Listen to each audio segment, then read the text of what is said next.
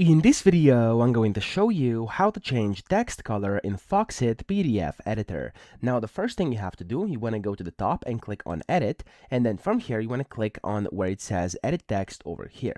Now, when you do that, as you can see, will get like these rectangles around your text boxes, and then you can go ahead and just select the text you would want to change the color of. So, for example, if I want to change the color of these three words over here, you want to highlight them, and then go to the right here, click on this arrow, which will pop out this format style, and then here you simply can see the font color. Just click on it and then select what color you want. So I'm just going to do like a let's just do like a yellow color over here, and whenever you basically go out of the highlight, as you can see, the text color has been changed. Now, of course, this is not very good over here, so I should probably do a different color. However, you kind of get the point. That's how you basically change your text color inside your Foxit PDF editor. Of course, that's going to work if you do your own text boxes as well. So if you go to add text, and then if you try to add something in here, so for example, I type in hello, I can highlight this as well, go to the right here, and I can change the color of this as well. So that's how to do it. I hope this video helped you out. If it did, please subscribe to the channel and help me out as well.